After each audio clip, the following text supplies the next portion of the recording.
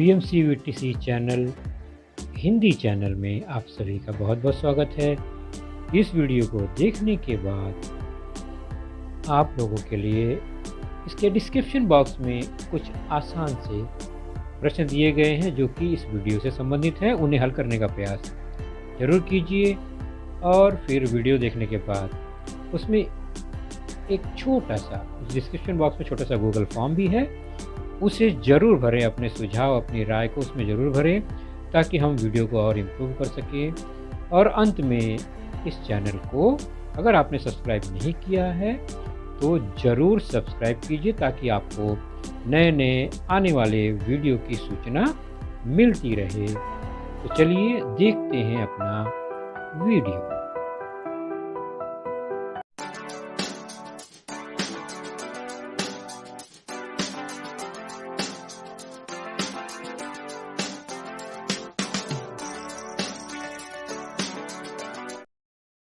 तो आज की कक्षा 7वीं दिखाई दे रहा है आपकी स्क्रीन पर। कक्षा 7वीं कक्षा में हमारा आज का जो विषय है वह है सामान्य विज्ञान।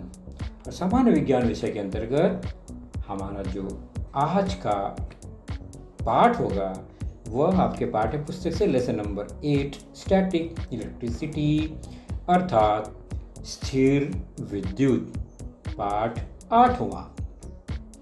और इस पाठ के अंतर्गत हम कुछ बातों पर चर्चा करेंगे, कुछ मुद्दों पर।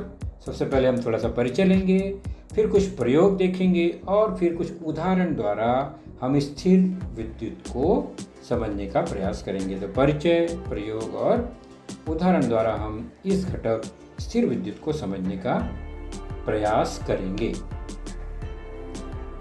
तो हमारे प्रमुख मुद्दे हुए परिचय, विद्युत आवेश क्या है, घर्षण और स्थिर विद्युत का संबंध क्या है, और फिर प्रकृति में जो विद्युत आवेश है वायुमंडलीय विद्युत आवेश जिसे हम कहते हैं, बरसात के मौसम में बिजली का चमकना, बिजली गिरना, बिजली की गड़गड़ाहट बादलों की हमने सुना है।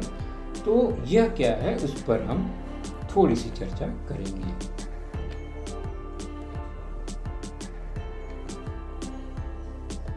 तो सबसे पहले परिचय, और परिचय के लिए हम प्रत्यक्ष उदाहरण का ही सहारा लेंगे और कुछ प्रयोगों को देखेंगे और फिर उस पर चर्चा करते हैं। तो सबसे पहले यह एक गुब्बारा है जो कि कागज को अपने साथ यहाँ वहाँ ले जा रहा है। जहाँ जहाँ कागज वहाँ वहाँ गुब्बारा।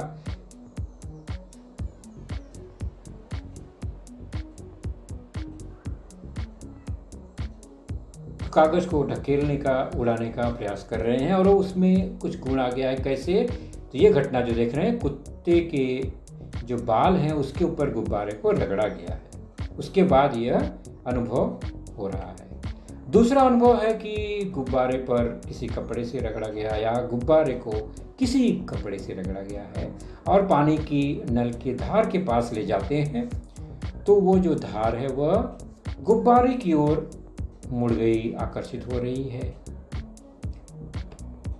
तीसरा जो एग्जाम्पल देख रहे हैं, तो अपने ही सिर के बाल पर अगर हम गुब्बारे को रगड़ते हैं तो वह बाल को आकर्षित कर रहा है, बाल भी साथ में खड़ा हो जा रहा है। और चौथा उदाहरण है प्रत्यक्ष कि हम अपने हाथों से किसी दूसरे पदार्थ को रगड़ रहे हैं किसी कपड़े द्वारा, तो क्या होगा उस प्रयोग को हम देखते हैं जो चौथा वाला है, उसी को डिटेल में देखेंगे। तो हमने इस पर कपड़ा रगड़ा। अब देखते हैं कि इस प्लेट में, तस्तरी में कुछ छोटे छोटे कागज के टुकड़े हैं। उसके पास हम अगर इस पदार्थ को ले जाते हैं तो क्या होता है? तो वो कागज का टुकड़ा आकर्षित हो गया उस पदार्थ पर, जो कि ब्राउन कलर का एक पाइप है, प्लास्टिक का रॉड दिख रहा है। दूसरा प्रयोग है कंघी को अगर हम बालों पर रगड़ के इस प्लेट के पास ले जा रहे हैं तो वह कागज का टुकड़ा भी कंघी के पास भी चले जाता है, आकर्षित हो जाता है, यानी कंघी आकर्षित कर लेती है। तो कंघी के बजाय हम स्केल, पट्टी का प्रयोग भी कर सकते हैं प्लास्टिक की, तो यह प्रयोग आप घर में कर सकते हैं, क्लासरूम में भी कर सकते हैं। प्लास्टिक का पट्टी प्रयोग करके तो आसानी से आप देखेंगे कि उसमें कोई जादुई करिश्मा आ गया, एक ताकत आ गई, कागज को खींच लेता है। तो दो विशिष्ट वस्तुओं को एक दूसरे से रगड़ने पर हम क्या देखते हैं? रगड़ने का मतलब घर्षण करने पर उनके सूक्ष्म कणों में कुछ समय के लिए एक विशेष गुण आ जाता है। कुछ समय के लिए का मतलब हुआ कि ये परमानेंट इस पर नहीं टिकता है, वह गुण धीरे धीरे वह गुण खत्म होता है, लेकिन कुछ समय के लिए आ जाता है। तो ये जो विशेष गुण है इसी को हम वैज्ञानिक भाषा में आवेश कहते हैं। रगड़ने पर, घर्षण करने पर एक दूसरे पर। और ये ऊपर के कुछ उदाहरणों में हमने यह गुण देखा। गुब्बारे में, रबर की पाइप में, प्लास्टिक की कंघी में, ये हमने गुण देखा।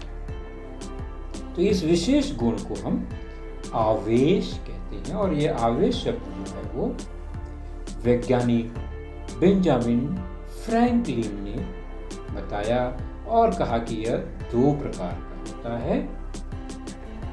एक धन आवेश, पॉजिटिव चार्ज, दूसरा है ऋण आवेश, निगेटिवली चार्ज आवेश, चार्ज।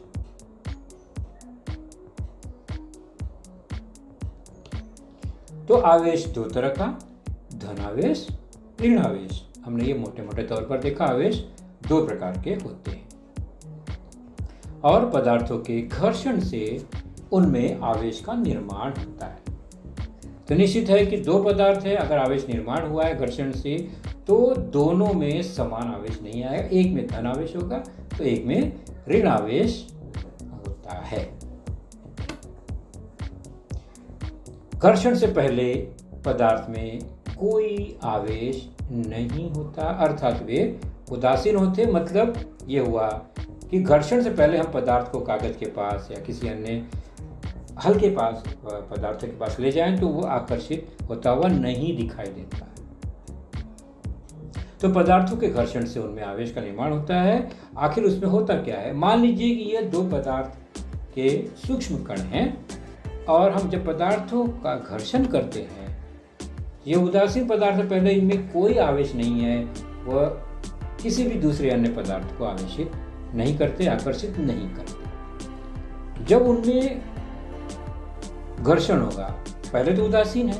उदासीन का मतलब होता है कि पदार्थ में जो धन आवेशित और ऋण आवेशित कण हैं उनकी संख्या आपस में समान है, जोड़ी व्यवस्थित बनी हुई है, तो उनमें कोई आवेश नहीं होता, न वो किसी की ओर आकर्षित होते हैं, उदासीन होते हैं।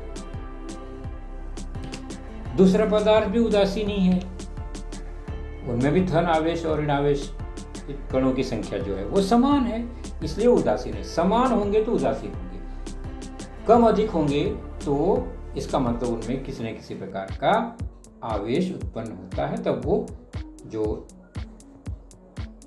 कण है, सूक्ष्म कण, वह कम अधिक होने पर उनमें आवेश उत्पन्न होता है। देखिए, रगड़ने पर क्या होता है? इनके सूक्ष्म कणों में हलचल उत्पन्न होती है और फिर क्या होता है, उनमें जो ऋण आवेशित या इलेक्ट्रॉन हम कहेंगे, वह क्या होगा? रगड़ने के बाद ये पदार्थ क्या हो गए? चार्ज हो गए, आवेशित हो गए। कैसे? तो घर्षण से क्या हुआ, एक पदार्थ का ऋण कण जो है वो दूसरे में आ गया रगड़ने पर। जैसे ही रगड़ने पर कम आ गया तो पीला वाला पदार्थ है उसमें धन आवेश ज़्यादा आ गया, धन कण ज़्यादा दिख रहा है, इसलिए वो धन आवेशित हो गया। जबकि दूसरे पदार्थ में नीला कण दिख रहा है, ऋण आवेश ज़्यादा, ऋण कण ज़्यादा दिख रहा है, इलेक्ट्रॉन ज़्यादा दिख रहा है, अर्थात उसमें ऋण का पावर यानी ऋण आवेश ज़्यादा आ गया। तो जो ज़्यादा है वही आवेश उसमें होता है। ऋण कण ज़्यादा है तो ऋण आवेशित, धन कण ज़्यादा है, धन आवेशित अपने आप। तो एक कण के आने से ही दोनों में आवेश उत्पन्न हो गया। अब दोनों में आवेश उत्पन्न हो गया, मतलब अब ये पदार्थ अगर किसी दूसरे पदार्थ के पास जाते हैं तो वो आकर्षित या प्रत्याकर्षित कर सकते हैं किसी अन्य पदार्थों को। तो अब ये दो आवेशित पदार्थ हो गए, धन और ऋण आवेशित पदार्थ।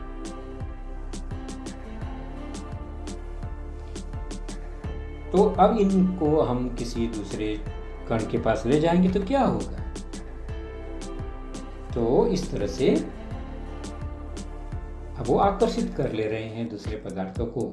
जो धन आवेशित पदार्थ है और जो ऋण आवेशित पदार्थ है, वो ऋण आवेशित जो है किसी धन आवेशित पदार्थ को आकर्षित करेगा या ऐसे पदार्थों को आवेशित करेगा जिनमें धनात्मक गुण है, और ऋण आवेशित पदार्थ जो है धन आवेशित पदार्थ है ऐसे पदार्थों को आकर्षित करता है जिनमें ऋणात्मक गुण होगा।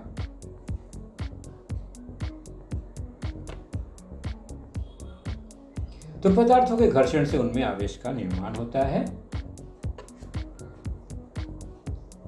जैसे हम कुछ पदार्थ को देख लेते हैं, कांच, एवोनाइट, यह एक रबर का ही प्रकार है।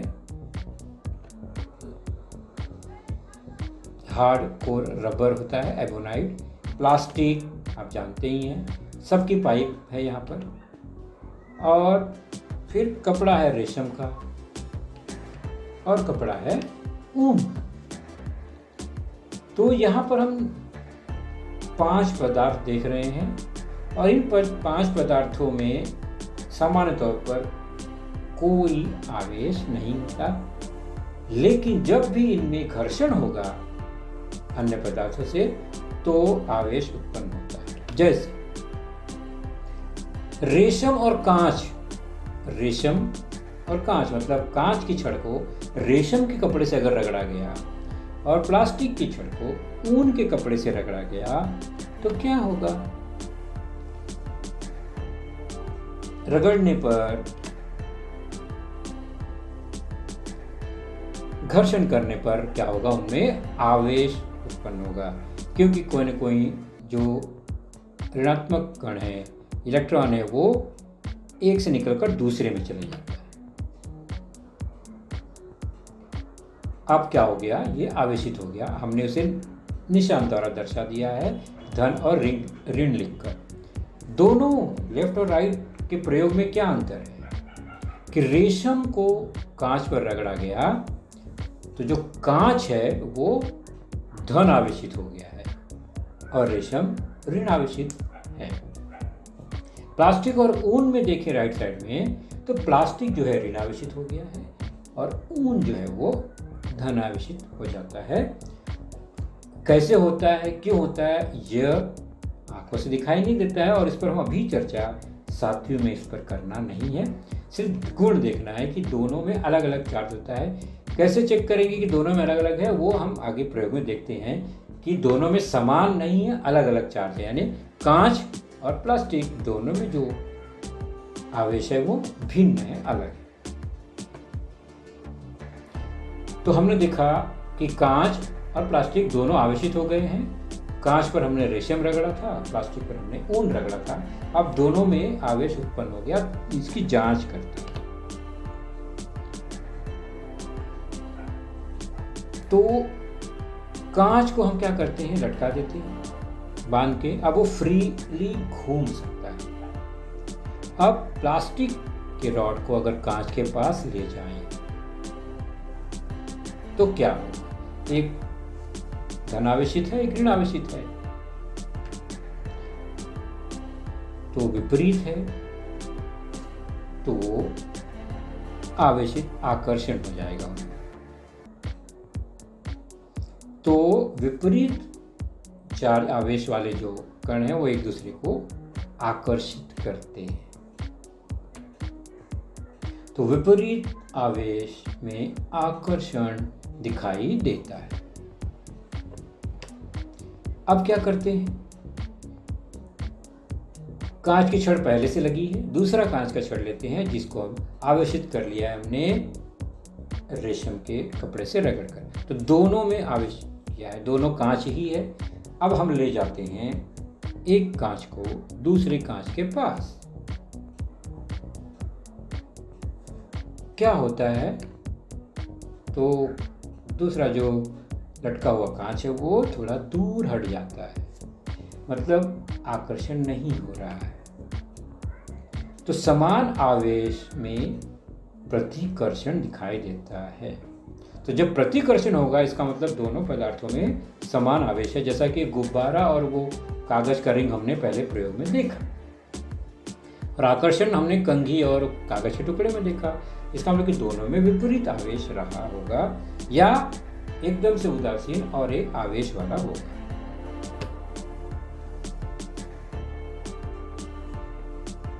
तो ये एक जैसा आवेश है, समान आवेश है, तो उनमें प्रतिकर्षण दिखाई देता है।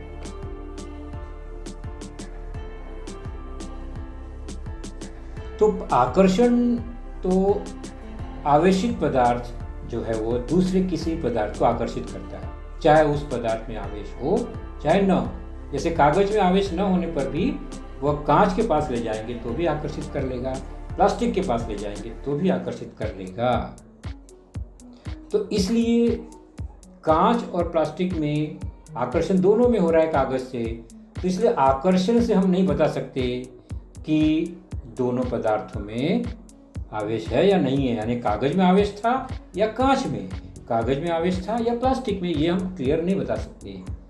लेकिन जब प्रतिकर्षण कभी होगा, जब दोनों में आवेश होगा, दोनों में समान आवेश होगा, तो प्रतिकर्षण होगा। प्रतिकर्षण होने का मतलब है कि दोनों में आवेश है और समान आवेश है।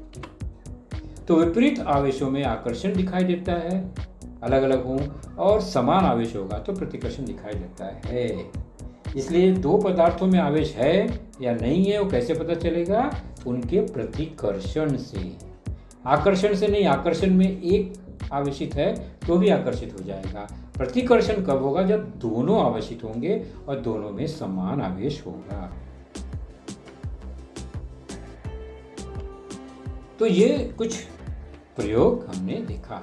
विपरीत आवेशों में हमेशा आकर्षण दिखाई देता है, जबकि समान आवेशों में प्रतिकर्षण दिखाई देता है। अब ये है कंघी,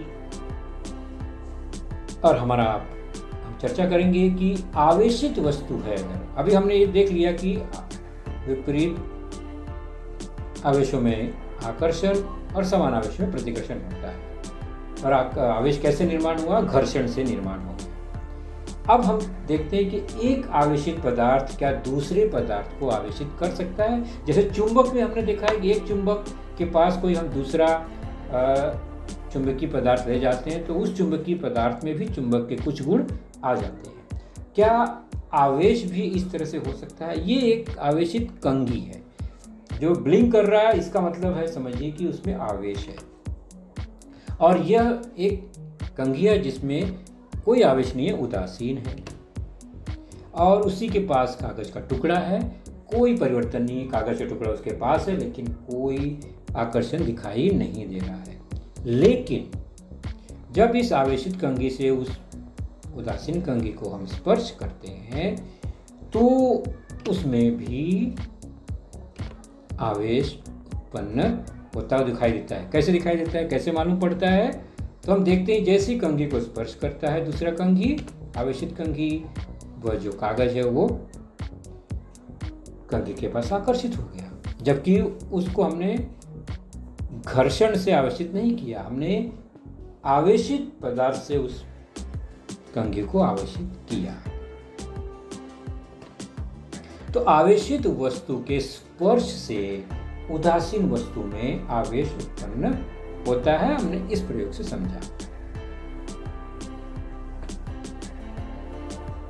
तो स्पर्श द्वारा आवेशित करना यह गुणधर्म है।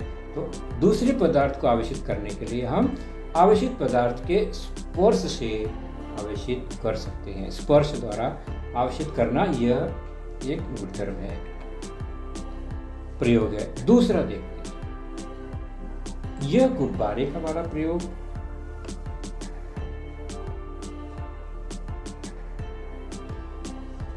गुब्बारे, आवेशित गुब्बारे को पानी से दूर रखते हैं, टच भी नहीं करते हैं, तो भी पदार्थ में पानी में देखिए बीच में आवेश है वो उत्पन्न हो जाए और उसी आवेश के कारण वह नज़दीक आता है, लेकिन बाद में आवेश खत्म होते ही वह पानी फिर नीचे दूर चले जाता है। बिना स्पर्श किए ही आवेश उत्पन्न हुआ था उस पानी के अंदर।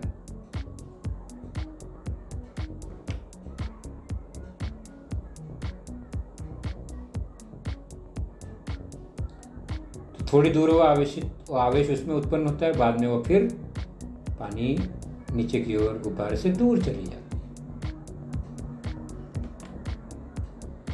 तो आवेशित वस्तु के पास आने पर भी उदासीन वस्तु में आवेश उत्पन्न होता है। तो जो टच स्पर्श करके आवेश उत्पन्न हो गया तो स्पर्श द्वारा, और दूर से ही आवेश उत्पन्न हो गया तो प्रेरण द्वारा आवेशित करना यह गुणधर्म है। तो पदार्थ को हम दो तरीके से आवेशित कर सकते हैं, स्पर्श द्वारा, प्रेरण द्वारा, यानी टच करके और थोड़ी दूर से। तो दोनों में अंतर समझ लेते हैं थोड़ा थोड़ा। आवेशित वस्तु के स्पर्श से उदासीन वस्तु में आवेश उत्पन्न होता है, यह स्पर्श द्वारा आवेशित करना होता है। जबकि आवेशित वस्तु के पास आने पर भी उदासीन वस्तु में आवेश उत्पन्न हो जाता है, पास आने पर, बिना टच किए तो भी, तो ये इसे प्रेरण द्वारा कहते हैं। प्रेरण द्वारा निर्मित आवेश केवल आवेशित वस्तु के पास रहने तक ही टिकता है। मतलब हमने देखा गुब्बारा दूर हटाता ही पानी फिर से अपने आप नीचे गिरना, सीधी दिशा में गिरता है। यानी जब तक पास है आवेशित वस्तु तभी तक दूसरे पदार्थ में आवेश है। जबकि स्पर्श द्वारा निर्मित आवेश वस्तु के उदासीन होने तक टिकता है। मतलब कंघी को हम हटा लेते हैं अगर उस कंघी से, उदासीन कंघी से दूर, तब भी कागज उसी में चिपका रहता। तो स्पर्श द्वारा जो आवेश है वो सुचालक वस्तु में भी निर्मित हो सकता है और कुचालक वस्तु में भी निर्मित हो सकता है। मतलब धातु में भी हो सकता है और कुचालक प्लास्टिक में भी हो सकता है। जबकि प्रेरण जो है वो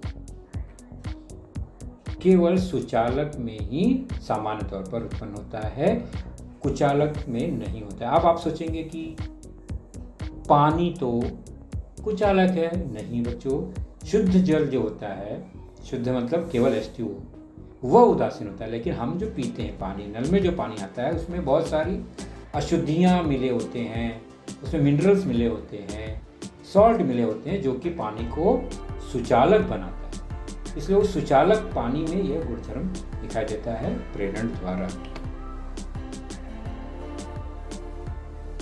चलिए हम इसी का एक प्रयोग देखते हैं, स्पर्श द्वारा किस तरह से और गुणधर्म सजातीय आवेश में प्रतिकर्षण होता है और स्पर्श द्वारा विद्युत आवेश ट्रांसफर होता है आवेश का। कैसे? एक प्रयोग देखते हैं। स्वर्णपत्र विद्युतदर्शी गोल्ड लीफ इलेक्ट्रोस्कोप इस उपकरण का नाम है। और कैसे बनता है? बहुत सिंपल सा है। कांच की बोतल है, एक धातु की चकती है, धातु की पट्टी, तांबे की छड़ कहेंगे हम उसे, तांबे की छड़ ही है वो, और स्वर्णपत्र, यह विद्युतदर्शी इसलिए सोने की हल्की एकदम पत्तियां लेंगे, पतली महीन, और उसे हम तांबे की छड़ पे इस तरह फिट करते हैं कि वो हिल डुल सके, लटकता झूलेगा। वो ऊपर टच है, नीचे से फ्री है और वो आसानी से हिल डुल सकता है। चकती ऊपर फिट होती है, देख रहे हैं तो ये ऊपर धातु की चकती, उसके नीचे छड़ और उसके नीचे सोने के पतले पत्र। ये इस तरह से अरेंजमेंट है। और इसको क्या करते हैं, इस कांच की बोतल में रख देते हैं। इसलिए रखते हैं ताकि उसको हवा न लगे, नहीं तो सोने के पतले पत्र हवा से भी हिल डुल सकते हैं, इतना वो फ्री होता है। इस तरह से ये अंदर चले गया। अब कांच की बोतल में ऊपर से चकती से लेकर नीचे स्वर्ण तक वो सारी धातुएं एक दूसरे से टच या स्पर्श करती हुई जुड़ी हुई हैं। अब क्या करेंगे? यह एक आवेशित छड़ है कांच की, इसमें आवेश है। क्या करते हैं? ध्यान से देखेंगे प्रयोग को। इस आवेशित वस्तु को कहाँ ले जाएंगे हम? ऊपर जो है वो धातु की चकती है, उसको स्पर्श कराते हैं।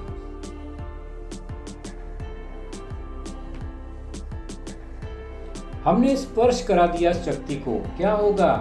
स्पर्श करते ही आवेश उस धातु की चकती से नीचे तक स्वर्ण पत्र तक पहुंच जाएगा। और मजेदार बात यह है कि स्पर्श करने पर जो ऊपर आवेश है धनात्मक, वही आवेश उस पदार्थ में आएगा। स्पर्श के द्वारा जो भी आवेश होता है वो समान, बराबर। और प्रेरण द्वारा जो आवेश होगा वो विपरीत होता है। ये कुछ बात है, उसे ध्यान रखना है। हम इस पर चर्चा करते हैं। हमने टच कर दिया, आवेश आ गया, लेकिन आवेश आया ये हमें पता कैसे चलेगा? तो नीचे स्वर्ण पत्र को ध्यान से देखेंगे तो उसमें भी आवेश है, और दो पत्र है, दोनों में धन आवेश है। अगर कांच की छड़ में धन आवेश है तो नीचे भी वही सेम आवेश आ जाएगा। जो भी आवेश हो ऋणात्मक होगा तो उसमें भी ऋणात्मक आ जाएगा। तो स्वर्ण की पत्र, सोने के पत्र में जो भी आवेश आएगा एक जैसा ही आएगा। धन आया तो दोनों धन, ऋण आया तो दोनों ऋण। क्या होगा तब? वो पत्र फैल जाएंगे। क्यों फैल जाएंगे? वो ढकेलते हैं एक दूसरे को, प्रतिकर्षित करते हैं। मतलब दोनों में आवेश आया है, समान आवेश आया है। तो सोने की पत्तियों पर समान सजातीय, यहाँ पर धन आवेश दिख रहा है, दोनों पे धन धन आ गया है, इसलिए वो एक दूसरे से दूर चली जाती हैं, ढकेलती हैं। तो प्रतिकर्षण इस गुणधर्म पर आधारित यह गोल्ड लीफ इलेक्ट्रोस्कोप या विद्युतदर्शी जो है स्वर्ण बना है। कोई भी इलेक्ट्रोस्कोप इसी प्रतिकर्षण को ही दर्शाएगा। तो प्रतिकर्षण से ही पता चलेगा कि आवेश है या नहीं है। तो यह प्रमुख कसौटी है आवेश को जांचने की, परखने की। तो स्पर्श द्वारा निर्मित यह आवेश है। अब स्पर्श द्वारा आवेश, मैंने पहले बताया कि अगर उस आवेशित पदार्थ को हटा लिया तब भी वो स्वर्ण पत्तियों में आवेश अभी भी मौजूद है, क्योंकि यह प्रेरण नहीं है। प्रेरण होता तो दूर करते ही पत्तियां सिकुड़ जाती, लेकिन ऐसा हुआ नहीं। तो आवेश हटाने के लिए क्या करेंगे? ध्यान से समझिए बच्चों। किसी भी आवेश को हटाना है, उदासीन करना है वस्तु को, तो क्या करेंगे? उसके विपरीत आवेश से इसको टच कराएंगे, या तो ये काम कर सकते हैं। दूसरा तरीका है आवेश को खत्म करने या उदासीन करने के लिए क्या करेंगे? तो हम स्पर्श करते हैं, यानी इस आवेश को, हल्का फुल्का आवेश है, इसको हम अगर स्पर्श करें हाथों से उस चकती को, ध्यान से देखेंगे स्वर्ण पत्र में क्या परिवर्तन आएगा। जैसे ही टच करते हैं तो आवेश जो है वो स्पर्श द्वारा हमारे शरीर से होते हुए जमीन में चला जाता है। और जब जमीन में जाने का मतलब होता है कि यहाँ से आवेश खत्म हो गया और जमीन में जाकर वह उदासीन हो गया, फैल गया पूरे जमीन में। तो क्या किया हमने? स्पर्श द्वारा आवेश फिर से दूसरी जगह आ गया और स्वर्ण पत्र से हट गया। तो क्या होगा? पत्तियां जो हैं वो क्या होंगी? फैली रहेंगी? नहीं, आवेश जमीन में चला गया शरीर के माध्यम से, तो पत्तियां उदासीन हो गई और फिर से वो, देख रहे हैं, नजदीक आ गई। तो सोने की पत्तियां पास आ गई फिर से, क्योंकि अब तो आवेश रहा ही नहीं इसके अंदर। तो इसे कहते हैं अर्थिंग इंग्लिश में, कि अर्थिंग करने से क्या होता है? आवेश जो है वो जमीन में चला जाता है। तो हम स्वयं टच करें या इस तरह से तार द्वारा, सुचालक द्वारा अगर चकती को हम जमीन की ओर ले जाएं, तार से जोड़कर अर्थ कर दें तो भी आवेश क्या होगा, इस तरह से जमीन के अंदर चले जाएगा। अगर ये आवेशित है तो यहाँ से आवेश खत्म हो जाएगा। तो आवेशित वस्तु को उदासीन करने के लिए सुचालक तार द्वारा भी आवेश जमीन में प्रवाहित कर सकते हैं और वस्तु जो है वो उसका आवेश खत्म हो जाएगा। अब इसी गुणधर्म आवेश खत्म करने, आवेश निर्मित होने, आवेश प्रवाहित होने, आवेश एक जगह से दूसरी जगह स्पर्श द्वारा जाने, प्रेरण द्वारा जाने की घटना को हम अब प्राकृतिक रूप से कहाँ देखते हैं, तो इस चित्र को देखकर आप समझ गए यह एक क्या दृश्य है। बरसात के दिनों में यह दृश्य दिखाई देता है कि आसमान में गड़गड़ाहट के साथ कड़कड़ाहट भी सुनाई देती है, चमक भी दिखाई देती है, जिसे हम कहते हैं वायुमंडलीय विद्युत आवेश। और अंधेरे में जहां दूर तक आसमान दिखाई देता है, हमें कुछ इस तरह से नज़ारा बरसात के मौसम में, बरसात के शुरुआती दिनों में अथवा अंतिम समय में, या जब कभी बादल एक साथ टकराते हैं तो इस तरह के दृश्य दिखाई देते हैं। शहरों में भी इस तरह से बिजली चमकता हुआ दिखाई देता है। तो ये होता कैसे? ये आवेश है, चमक रहा है मतलब ये आवेश है। कहाँ से आ गया इतना आवेश? यह दृश्य पहाड़ों पर, वीरानों में, शहरों में दिखाई दे रहा है क्योंकि दूर तक हम देख पा रहे हैं। तो पाठ्य पुस्तक में यह चित्र है। क्या दिखाई दे रहा है? बादल और बरसात। अब बादलों में आवेश दिखाई दे रहा है।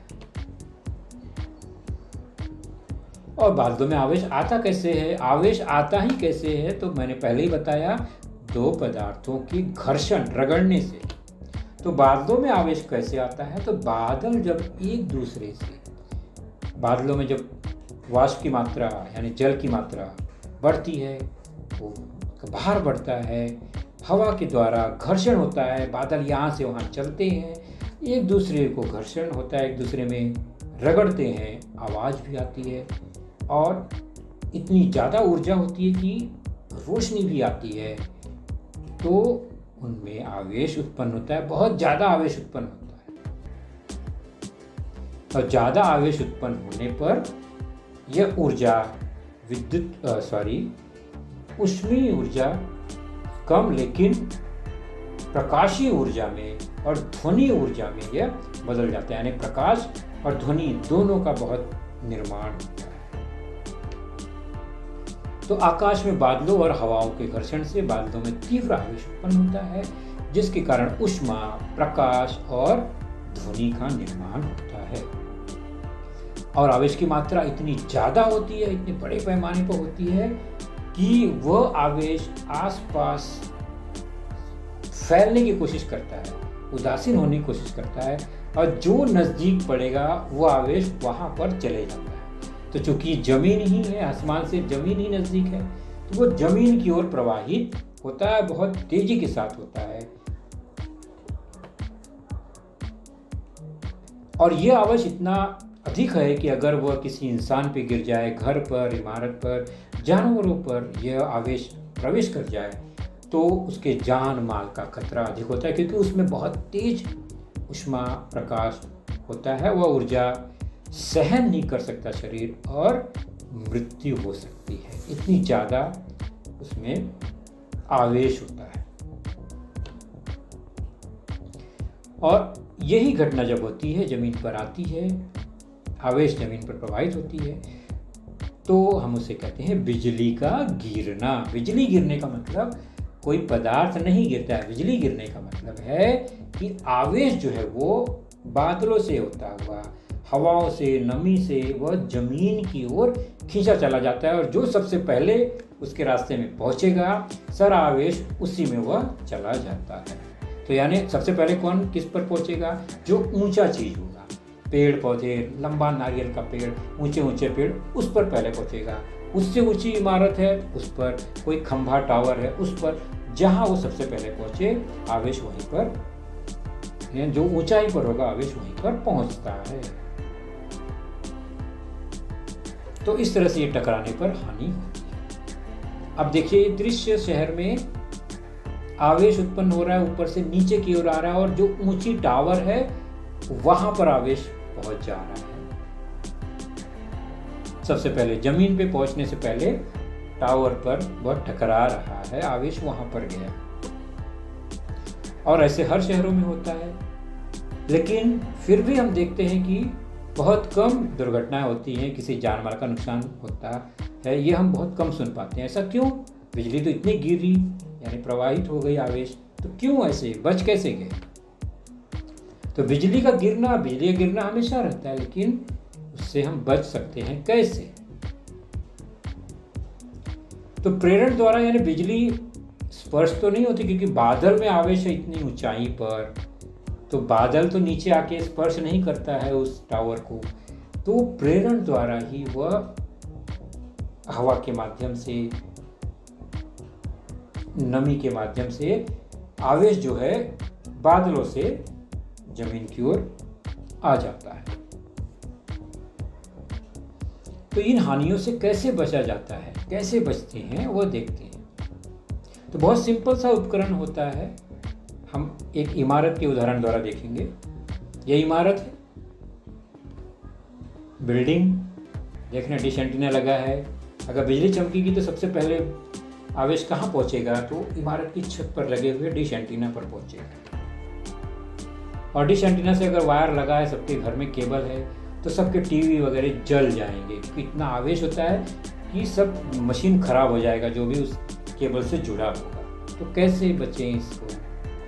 तो उस बचने के लिए क्या करते हैं, उस टावर के ऊपर और एक ऊंचा खंभा लगाते हैं, पट्टी लगाते हैं, और उस पर नुकीला पट्टी लगाते हैं, और उस पट्टी को, धातुई पट्टी को, यानी चाहे तांबे की पट्टी क्यों ना हो, तो तांबे की पट्टी मजबूत, उसका नुकीला सिरा वो ऊपर से जोड़कर कहाँ ले जाते हैं?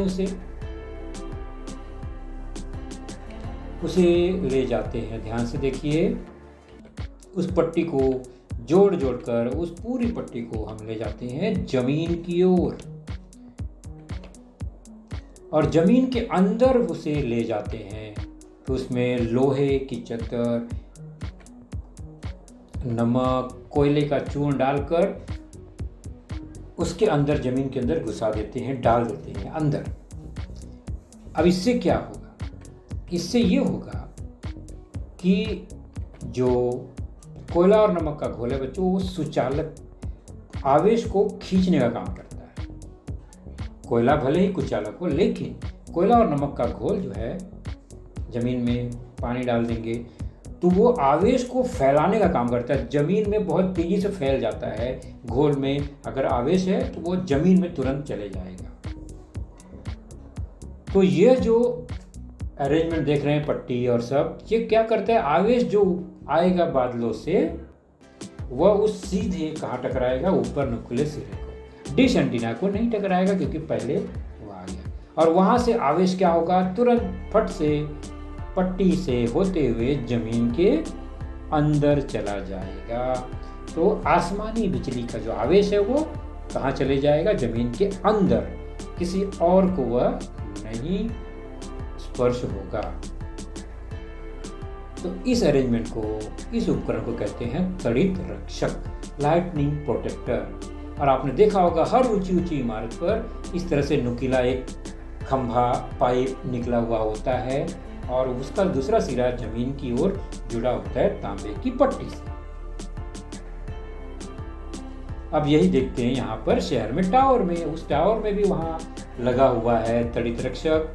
तो जो इमारत पर विद्युत आवेश है वह टकरा कर सीधे जमीन में चले जाता है, क्योंकि पट्टी जमीन तक, जमीन के अंदर होती है, तो इमारत को या और किसी चीज़ को नुकसान नहीं पहुंचता। तो हर ऊंची इमारत पर इस तरह से तड़ित रक्षक लगा होता है। इसका ऊपरी सिरा कुछ इस तरह से बना होता है, कुछ उदाहरण अलग अलग डिजाइन है,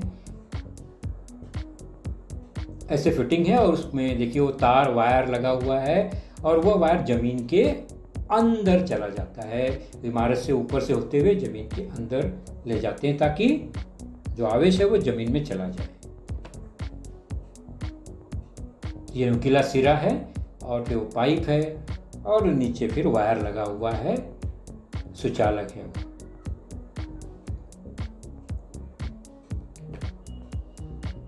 तो तड़ित रक्षक का सिरा नुकीला ही क्यों होता है? मोटा भी हो सकता था। तो वो जो आवेश है, प्रयोग द्वारा हमने देखा ये कि आवेश जो है वो किसी सुचालक के एकदम बॉर्डर एंड पोर्शन पर, अंतिम छोर पर, नुकीले भाग पर सबसे अधिक प्रभाव डालता है, यानी वह बहुत जल्दी आवेशित होता है नुकीला भाग। तो इसलिए नुकीला रखते हैं ताकि वह तुरंत प्रेरण द्वारा आने वाला आवेश को ले सके, आकर्षित कर सके, इसलिए उसका भाग नुकीला होता है। तो नुकीला होने से बिजली का आवेश सबसे पहले इसी भाग पर आकर्षित होता है और वो बिजली जो है उसका आवेश सीधे पट्टियों से होते हुए फिर जमीन में चला जाता है और आसमानी बिजली का आवेश जमीन में चले जाने से वह उदासीन हो जाता है। यह उसका कारण था नुकीला होने का। तो इस तरह से हमने आज चर्चा की। थोड़ा सा स्वाध्याय ले लेते हैं, बहुत आसान है। आप लोग जो भी आपने देखा, समझा, सुना उसी पर आधारित है ये। रिक्त स्थान भरना है, कुछ शब्द दिए गए हैं, इन्हीं शब्दों में से चुनकर हमें रिक्त स्थान भरना है। अ है सजातीय विद्युत आवेशों के बीच होता है। सजातीय मतलब दोनों आवेश समान हो, दोनों धन हो, दोनों ऋण हो, तो क्या उनके बीच में आकर्षण होगा या प्रत्याकर्षण होगा? किसी वस्तु में विद्युत आवेश निर्मित होने के लिए उत्तरदायी होते हैं। क्या उत्तरदायी? अगर हम रगड़ते हैं एक दूसरे पर, आवेश निर्माण करना है तो क्या होता है, तब उसमें आवेश होता है। तो हम पहले देख लेते हैं प्रश्नों को, फिर उत्तर खोजेंगे। तड़ित रक्षक पट्टी हमने देखा से बनाया जाता है। किससे बनाया जाता है? सहजता से घर्षण द्वारा। घर्षण यानी बहुत कम घर्षण, हल्के फुल्के घर्षण से विद्युत आवेशित नहीं होता। कौन सा पदार्थ ऐसा है? विजातीय विद्युत आवेश निकट आने पर, अगर विजातीय मतलब अलग अलग आवेश, धन और ऋण और धन एक दूसरे के पास आने पर क्या होता है? और विद्युतदर्शी इलेक्ट्रोस्कोप की पहचान करता है। किसकी पहचान करता है? तो पहला देखते हैं, सजातीय विद्युत आवेशों के बीच हमेशा प्रतिकर्षण होता है। सजाती है तो प्रतिकर्षण ही होगा। दूसरा, वस्तु में विद्युत आवेश निर्मित होने के लिए कौन जिम्मेदार है? ऋण आवेश का विस्थापन। मैंने बताया घर्षण में ऋण आवेश जो होता है वह एक जगह से निकलकर दूसरे वस्तु में पहुंच जाता है, तो ऋण आवेश ही जाता है, धन आवेश का विस्थापन नहीं होता। तड़ित रक्षक पट्टी तीसरा जो है उसमें तांबा इस्तेमाल करते हैं, क्योंकि तांबा बहुत उत्तम सुचालक है, इसलिए तांबे का प्रयोग करते हैं। सहजता से घर्षण द्वारा किस पदार्थ में? तो प्लास्टिक जो है उसमें सहजता से आवेश उत्पन्न नहीं होता, मतलब रगड़ना पड़ता है जोर लगाकर। विजातीय विद्युत आवेश निकट आने पर क्या होता है? तो हमेशा आकर्षण होता है। विजातीय है तो आकर्षण। और आखिरी है विद्युतदर्शी इलेक्ट्रोस्कोप किसकी पहचान करता है? आवेशित वस्तु की पहचान करता है। कोई वस्तु आवेशित है या नहीं है वो इसी से पता चलता है। तो बच्चों, आपने देखा आज का लेसन, उसके प्रमुख मुद्दों को ध्यान से बार बार दोबारा देखकर समझने का प्रयास कीजिए, क्योंकि एक बार देखने पर किसी को भी वो पूरा मुद्दा समझ में नहीं आता। तो जैसे ही हम 2 बार 3 बार देखेंगे तो हमें वह समझ में आने लगेगा। और इसके आगे की जानकारी जो होगी बच्चों, वह निश्चित ही हमारे अगले वीडियो में होगी। तो उस वीडियो को देखने के लिए, उसकी सूचना प्राप्त करने के लिए जो नीचे सब्सक्राइब का बटन होता है उसे ज़रूर प्रेस कीजिए और नोटिफिकेशन ऑन रखिए, ताकि जैसे ही हमारा लेसन चैनल पर डाला जाएगा आपको वह तुरंत प्राप्त होगा। तो अपना ख्याल रखिए, सुरक्षित रहिए। Thank you.